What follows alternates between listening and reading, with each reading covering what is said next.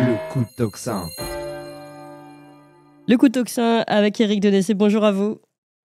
Bonjour Clémence. Et pardonnez-moi pour le retard, mais on avait du mal à couper de si bonnes analyses que sont celles de Nicolas Mirkovic et puis Grégor Pupinck juste avant. Je rappelle que vous êtes spécialiste du renseignement et d'intelligence économique et directeur du CFDR, le Centre français de recherche sur le renseignement. Et vous proposez de revenir sur la dérive d'Israël sous l'impulsion funeste, dites-vous, de Benjamin Netanyahou. Oui, parce qu'on parle beaucoup des régimes dits libéraux en Europe centrale et ailleurs, et Israël est en train de suivre exactement cette voie-là avec un chef d'État et un gouvernement que l'on peut aussi qualifier d'extrême droite et quasiment de dérive fasciste, donc il est important de faire un point. Alors, premier élément, il y a une crise très importante en Israël aujourd'hui dont on ne parle pas. Les patrons des services de renseignement, notamment du Shin Bet, qui est l'équivalent de la DGSI française, sont aujourd'hui sur la sellette. Un certain nombre de rapports sont sortis sur le fait qu'avant le 7 octobre, Netanyahou avait essayé de parvenir à un arrangement civil avec le Hamas, qu'il avait refusé l'assassinat du chef du Hamas dans la bande de Gaza. Donc tout ça commence à sortir sur les chaînes publiques. En réaction, Netanyahou a accusé les anciens patrons du Shin Bet et l'actuel patron du Shin Bet de chercher à le déstabiliser. Il a même dit qu'il était victime d'une extorsion criminelle de leur part. Et il les a accusés de déstabiliser son gouvernement. Hier encore, il a accusé le Shin Bet d'avoir enquêté sur le ministre d'extrême droite totalement suprémaciste qui est Ben Gvir et qui est responsable de la sécurité nationale. Donc tout ça entraîne une crise assez profonde. Les anciens patrons du Shin Bet et notamment Argaman a déclaré que s'il n'y avait pas de démocratie en Israël, ben, l'État ne servait à rien. Il est allé assez loin puisqu'il s'est dit prêt à faire des révélations sur la période du 7 octobre à l'encontre de Netanyahou et de sa politique qui a consisté, selon lui, à renforcer le Hamas de 2014 à 2023. Donc ce sont des menaces très directes. En réaction, on a vu Netanyahou déposer une plainte auprès de la police, qui est quand même assez extraordinaire, considérant que l'état de droit n'était pas respecté et que les anciens patrons des services allaient révéler des informations secrètes. Il a annoncé qu'il allait renvoyer le patron du Shin Bet, Ronen Bar, l'actuel patron. Ça a été fait à l'unanimité par le gouvernement, mais la justice a suspendu cette mise à pied. Plus de 150 généraux et anciens patrons des services de renseignement et officiers de l'armée ont fait des lettres de soutien à Ronen Bar, donc le patron de la sécurité intérieure. Donc on est vraiment dans dans une crise très importante. Un certain nombre de journalistes israéliens disent que même si le pays est habitué depuis longtemps à des scandales financiers, corruption, détournement de la démocratie, là ça atteint des proportions très importantes. Mais ils ont cette image de dire c'est un petit peu comme la grenouille dans la casserole que l'on fait chauffer progressivement. Eh bien, chaque nouveau scandale est plus important que le premier. Puis la société israélienne, à leurs yeux, ne réagit pas assez. Le chef de l'opposition a appelé à des manifestations majeures si le gouvernement continuait à s'obstiner dans cette voie. Et très honnêtement, il y a une perception très forte aujourd'hui en Israël de cette dérive démocratique, de cette dérive autocratique, avec un Premier ministre qui dépasse toutes les bornes, un gouvernement, il faut le redire, que nous qualifierions en France, si nous l'avions, d'un gouvernement d'extrême droite suprémaciste aujourd'hui. Et donc, la conclusion, c'est que beaucoup considèrent qu'on est rentré dans une logique de démocratie libérale et illibérale, quasi autoritaire, comparable finalement, alors disent-ils, à la Hongrie et à la Turquie. J'ajoute deux autres éléments importants, c'est qu'hier, avant-hier, un haut fonctionnaire du bureau du Premier ministre a été lui-même arrêté pour avoir reçu un message d'un militant antigouvernemental. Voilà, on est aussi dans l'abus du droit, voilà, la détention des personnes. Et Oui. puis, c'est plus important, les anciens patrons du Shin Bet, que ce soit Ronen Bar ou Argaman, ont déclaré tous les deux que la nouvelle offensive dont on va reparler, qui a été lancée à Gaza il y a quelques Oui. jours, révélait le véritable objectif de Netanyahou, c'est sa survie politique par la guerre et par une guerre sans fin, et afin de rétablir Ben Gvir au gouvernement. Et finalement, pour moi, ça fait un lien direct avec ce que l'on vient de voir dans l'émission que vous avez animée, où les dirigeants européens utilisent la guerre pour essayer de consolider leur pouvoir et une Europe supranationale. Et bien, finalement, on s'aperçoit que Netanyahou ne fait pas autre chose aujourd'hui en Israël pour se maintenir aux affaires. Alors, juste avant que vous n'abordiez la question directe de ce qui s'est passé à Gaza, évidemment, préciser que le Shin Bet, c'est le service de renseignement israélien, et que donc, on voit bien, là, c'est des gens qui ont évidemment, quand ils menacent d'avoir de révéler certaines informations sur Benjamin Netanyahou, ils ont a priori des informations de premier ordre, hein. Donc, ça peut vraiment... vous pensez que ce ne sont que des menaces, ou ils peuvent vraiment divulguer ces informations?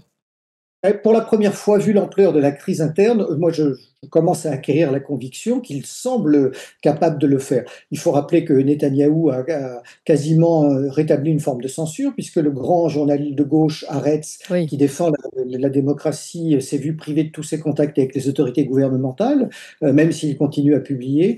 Et puis aussi, il faut rappeler que historiquement, le Shin Bet, donc, qui fait à la fois le contre-espionnage, le contre-terrorisme et la surveillance contre les extrémistes intérieurs en Israël, a toujours été finalement presque plus gauchisant que le Mossad ou le renseignement militaire, parce que ce sont des gens, et on a vu de nombreuses interviews d'anciens patrons de ce service, qui, à force de lutter contre les Palestiniens, finissent par se rendre compte, alors qu'eux-mêmes organisent des arrestations et des éliminations, que finalement, il n'y a pas d'autre solution que la solution à deux États. Et c'est donc toujours le service qui a été Ah le oui. plus proche finalement des actions enfin, pas de paix, mais de promotion d'une forme de négociation et de réflexion sur l'avenir de l'État hébreu. Par une forme de principe de réalité, en fait. Alors, allons sur la question, évidemment, de Gaza et cette dernière opération lancée par Benjamin Netanyahou. Oui, la semaine dernière, de nouvelles frappes ont été lancées par Tsahal sur Gaza. Plus de 500 morts, dont près de 200 mineurs. Ce sont les frappes qui ont fait le plus grand nombre de morts depuis le début octobre. Il y a eu aussi 600 blessés. Le but officiel, bien sûr, de Netanyahou, c'est de faire une nouvelle fois pression sur les islamistes du Hamas pour libérer les otages et pour parvenir, je dirais, à leur réduction. Mais toutes les familles des otages en Israël sont vent debout contre cette pratique, parce que considère qu'au contraire, ça va accélérer l'exécution ou la mort des otages, parfois même sous les Bah bombardements. oui. Voilà, ce qu'il faut quand même, j'insiste sur ce point, c'est que les frappes qui ont été déclenchées ces derniers jours sont les plus importantes depuis novembre 2023. Alors, le président israélien Isaac Herzog, qui a un rôle, on va dire, d'un président de la quatrième République pour faire une comparaison avec notre pays, c'est lui-même a pris la parole. Il s'est déclaré extrêmement troublé et gêné par les frappes qui avaient été reprises à Gaza. Il a jugé qu'il était impensable de poursuivre les combats tout en poursuivant la mission sacrée qui consiste à libérer les derniers otages. Beaucoup d'organisations humanitaires aujourd'hui sont de plus en plus critiques vis-à-vis de la politique de Netanyahou. Médecins sans frontières, Human Rights Watch, Oui. ils considèrent que c'est une politique génocidaire, hein, le terme est vraiment employé. Et voilà, et bien sûr, beaucoup d'observateurs internationaux dénoncent cette politique de frappe et d'expansion territoriale d'Israël à Gaza. Et malheureusement, il est présenté de manière beaucoup trop simplificatrice par les pays occidentaux. Oui. Alors, je pense qu'il est important de revenir sur les chiffres, hein. On se souvient des massacres du 7 octobre, environ 1200 morts, 400 militaires, 800 civils. Alors bien sûr, sur les militaires, on peut considérer que ce sont des actions de guerre lancées par une organisation islamiste contre l'État hébreu, c'est acceptable. Par contre, les 800 civils, ce sont bien sûr et les 250 otages, là on est vraiment dans l'acte terroriste pur et dur. Par contre, si ces atrocités sont dénoncées et doivent l'être, on oublie de dénoncer celles qui ont été commises finalement en réaction par l'État hébreu. Près de 50 000 morts, personne ne nie ce chiffre, d'autres disent beaucoup plus. Ça veut dire qu'on est dans un rapport de 1 à 40 entre les Ouais. victimes du 7 octobre et la réaction israélienne. Alors que cette réaction ait été fondée, qu'elle ait une part de légitimité, c'est évident, mais la disproportion est totalement inacceptable, encore Mm. une fois, surtout de la part d'une démocratie qui se comporte là comme un État faisant une véritable épuration ethnique. Ouais. Alors, c'est très important, je pense, de faire ce que vous faites, c'est-à-dire rappeler les chiffres et les informations sur le sujet. Quelles sont les réactions alors, dans les différents pays voisins, et ensuite, allons plus du côté européen et français, mais commençons peut-être sur les pays voisins. Déjà, il faut rappeler qu'Israël continue aujourd'hui ses tentatives de colonisation en Israël, a repris des frappes au Liban et en Syrie, où les frappes se multiplient aujourd'hui de manière constante, et sur lesquelles on ne dit rien. Poutine ferait la même chose sur un pays voisin, comme en dehors de la guerre en Ukraine. Eh bien, tout le monde hurlerait, mais aujourd'hui, personne ne dit quoi que ce soit. Même le ministre israélien de la Défense a annoncé qu'Israël resterait indéfiniment sur une partie du territoire syrien dans la zone du Golan. Eh Mm. ben, par rapport à ça, on est frappé par la passivité des réactions internationales et européennes en particulier. Alors, bien sûr, nous avons une solidarité historique et je dirais fondée avec l'État hébreu en raison de ce qui s'est passé pendant la Seconde Guerre mondiale. Mais aujourd'hui, il faut rappeler que l'armée israélienne a tué plus de 45 000 civils. Hein. Il y a 50 000 morts, mais on pense qu'il y a 45 000 civils en 18 mois à Gaza, alors que les Russes n'en ont tué qu'à peine 30 000 en 3 ans en Ukraine. Les Américains leur apportent toujours leur soutien, livraison d'armes, soutien politique. L'Allemagne, et ça c'est important, a formellement déclaré qu'il était légitime finalement que les infrastructures civiles soient prises pour cible, ce qui est absolument inacceptable. Les Pays-Bas eux-mêmes ont pris position contre la Cour pénale internationale qui parlait de génocide.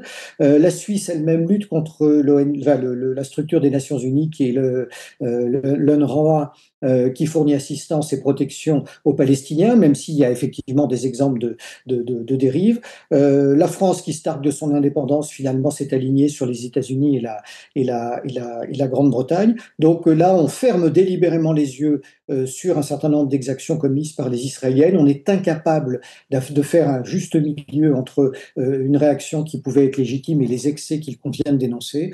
Et c'est quand même quelque chose de très grave. Alors, je ne rentre même pas dans le débat sur la question de est-ce que c'est un génocide ou pas un génocide, parce que les juristes se déchirent sur le sujet. Mais en tout cas, on assiste bien à une forme d'épuration ethnique qui n'est pas acceptable.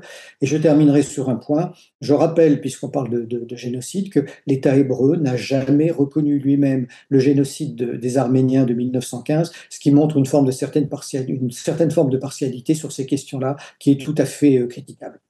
Oui, c'est intéressant. Et peut-être rappeler qu'Israël est allié de l'Azerbaïdjan, qui Alors voilà, justement voilà, envahit cette question l'Arménie. arménienne, c'est essentiel. Israël continue à livrer des armes et à acheter du pétrole en Azerbaïdjan, un régime qui a bien sûr chassé les Arméniens de leurs terres historiques du Haut-Karabakh, et finalement ce que nos amis et alliés israéliens sont en train de faire en Cisjordanie sous nos yeux. Donc, une forme de génocide à géométrie variable.